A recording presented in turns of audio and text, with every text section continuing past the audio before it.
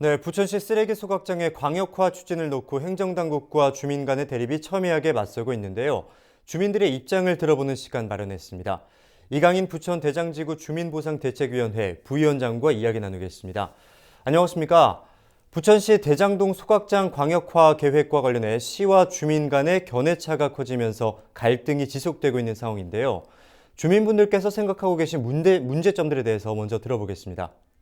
예, 저희는 첫 번째 원칙의 문제라고 생각합니다. 쓰레기는 발생지 처리 원칙이라고 하는 대원칙이 있습니다. 이거는 저희들이 만든 게 아니고 바로 계양구가 소속돼 있는 인천시의 시장님께서 말씀하신 내용이거든요. 이 원칙을 준수해야 되는데 그 원칙을 준수하지 않고 있다는 게 첫 번째 문제고요. 두 번째가 과정의 문제입니다. 시설물을 설치하려면 여러 가지 과정이 필요하거든요.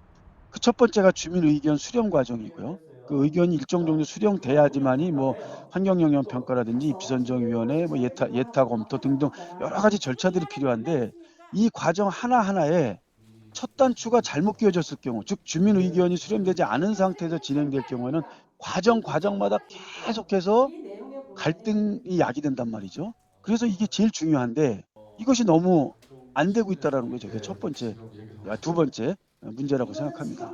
세 번째는 신뢰의 문제인데요.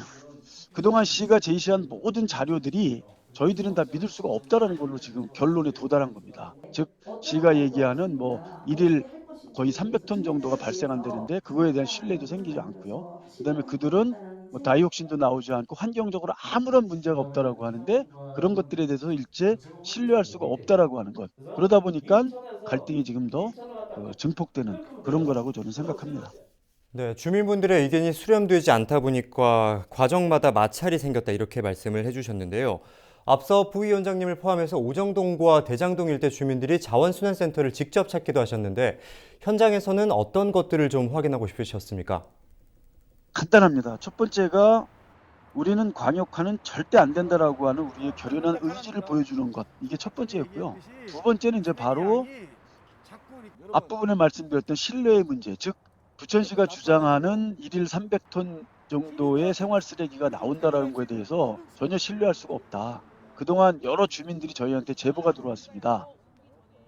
종량제 봉투에 생활 쓰레기를와 그다음에 재활용품을 모아 분리해 놓으면 이거를 그냥 딱 합산해서 그냥 전부 수거해 간다라고 하는 그런 것이 자주 목격됐다라고 해서 야 이거 문제가 있는 거 아니냐 그렇다면 이제부터 쓰레기의 성상을 한번 분석할 필요가 있겠다. 그러나 이건 단순 샘플이 아니라 전체 전수조사가 필요하다는 차원에서 당일은 뭐 그날부터 바로 전수조사를 저희가 할 수는 없으니까 현황을 좀 보자. 그래서 새벽 5시부터 쓰레기 처리 업무가 시작된다고 하니 그 시간부터 쭉 시작되는 과정을 저희가 전부로 보러 갔던 겁니다. 그런데 이제 거기서 약간의 이제 그 불상사가 있어가지고 한 2시간 만에 저희가 그 전수조사를 마쳤는데요. 아니, 전수조사 사전 뭐라 그럴까 예비 조사를 마쳤는데 아무튼 저희는 결연한 의지, 그다음에 전수조사의 준비 단계 이렇게 생각하고 그날 현장을 방문한 것입니다. 부천시 입장으로 봤을 때는 대장신도시 개발에 따라 소각장 증설이 불가피한 상황이기도 한데요. 이 부분에 대해서는 어떻게 보고 계십니까? 이 부분은 질문 자체가 저는 잘못됐다고 생각해요. 증설은 필요 없습니다. 부천은요.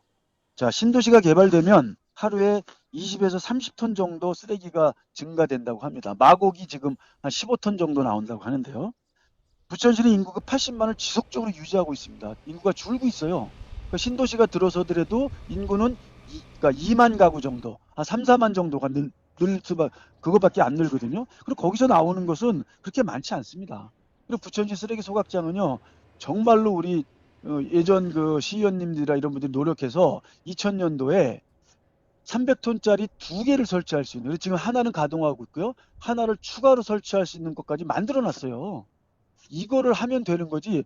쓰레기 그러니까 신도시가 들어서서 증설이 불가피하다라고 한 얘기는 정말로 말이 안 되는 그런 이야기입니다. 이거는 광역학을 하기 위한 어떠한 논리일 뿐이지 절대 저희는 이거를 받아들일 수가 없는 내용입니다. 소각장 증설은 필요가 없다는 입장이신데 부천시 측은 큰 문제가 없을 경우 이번 달 안에 협약식을 치르는 일정을 준비하고 있는 것으로 알려져 있는데요. 주민들과 부천시 간에 쉽게 갈등이 봉합될 것 같지는 않아 보이는데 어떤 방식으로 갈등을 풀어나가야 한다고 보십니까? 당연하죠. 이 쉽게 될 문제였으면 여기까지 왔겠습니까? 근데 첫 번째 저는 결자 해지, 즉 부천시가 광역화를 안 하겠다라고 하는 선언을 해야 된다고 생각해요. 그다음 두 번째가 이제 인천시 입장도 중요한데요. 인천시는 시장님께서 분명히 말씀하셨잖아요. 쓰레기 발생지 처리 원칙에 의해서 앞으로 2025년부터는 매립지로 전혀 받지 않겠다. 그런데 이게 모순 아닙니까? 본인들은 받지 않겠다라고 해서 쓰레기를 타 시도에서 쓰레기를 태우겠다? 이거 잘못된 거 아닙니까? 이 모순을 인천시 스스로 철회해야 된다는 거죠. 즉 결재해지 부천시나 인천시가 먼저 이거를 광역화를 안 하겠다라고 하는 선언을 하는 게 저는 맞다라고 생각해요. 다만 여기까지 왔는데 그걸 하기가 어렵다. 그럼 뭐 그건 본인들이 더 노력해야 되겠죠. 행정에서. 그다음에 두 번째 이제 결정적인 건 그거예요. 지난 우리가 첫 간담회에서 문제 제기를 했습니다. 민간 협의체를 구성하자.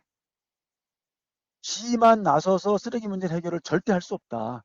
민간의 자발적인 참여, 그리고 민간의 반짝반짝한 아이디어들을 같이 논의해서 생활 쓰레기를 줄이고 그리고 최대한 줄인다. 그래서 재활용률을 높이고 그렇게 하다가도 정말로 이게 더 이상 못 줄이고 소각을 할 수밖에 없다라고 하면 그때 정말 소각장에 대해서 논의를 해야 되는 거지. 지금 그런 앞단계의 절차들을 하나도 밟지 않고 무조건 광역화를 하겠다라고 밀어붙이는 것.